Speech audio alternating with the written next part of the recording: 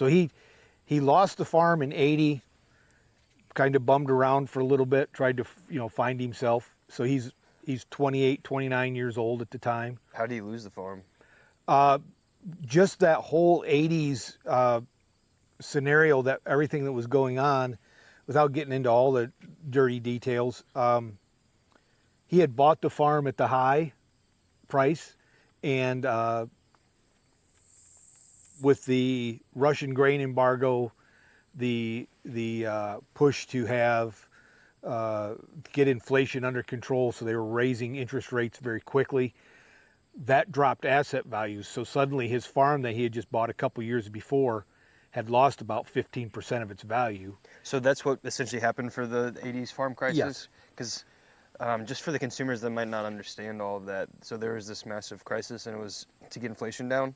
Yes, well, inflation had caused a huge boom in agriculture starting really in 1971 when we went off the gold standard.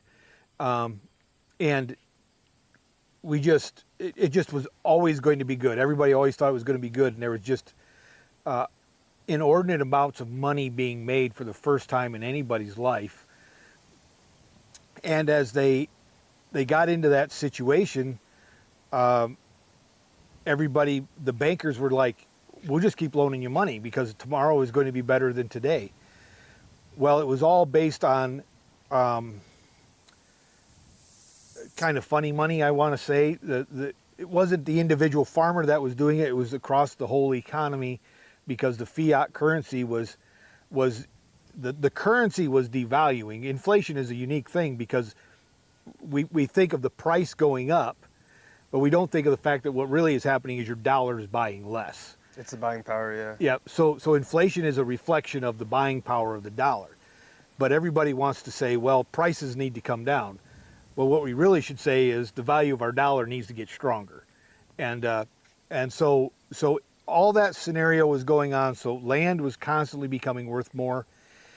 And then under Jimmy Carter, actually, he brought in Paul Volcker to be the Fed chairman, and his job was to get inflation under control.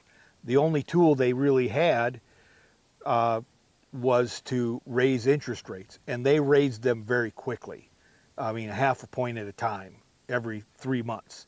And so you bought, and everybody in the 70s basically was on a variable rate mortgage, or any kind of an operating note was variable rate.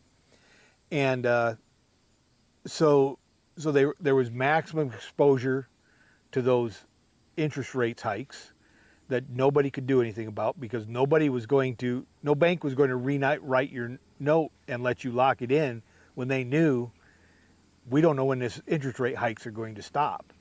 So they just kept that process going. Well, it just overwhelmed my dad. So he had a devaluing farm from where his original purchase price was. So now he was underwater on his farm.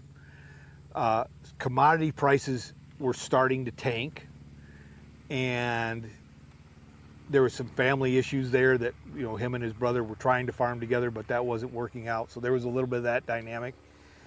And suddenly one day FHA said, nope, that was the old, they call it FSA now, but back then it was called FHA. They said, we're calling your note. You got 90 days to come up with the money to pay us off, or we repossess on you.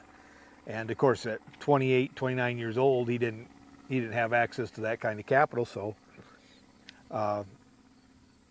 he got the note sometime, I think, in September, and we were moved off the farm by the 1st of December. And we had Christmas at a different place for the first time that I ever remembered that year. So then he took a little while to get his bearings. There was some depression, all the things that go along with that. He went through all those emotions. Our family had all the issues that go along with that.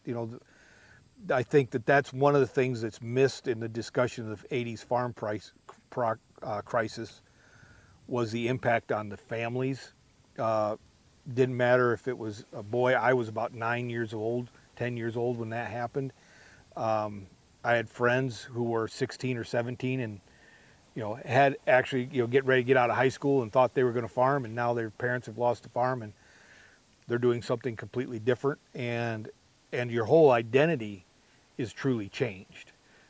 You go from living out in the country, having your farm. You could go out into the woods and build a fort. You could go build a fort in your barn. You could, go tear apart your go-kart or your bike in the shop. To now you live in this rental duplex in town, and the lady next door yelling at you for stepping on her yard. So huge social impacts, familial impacts from that. My dad overcame those things, and he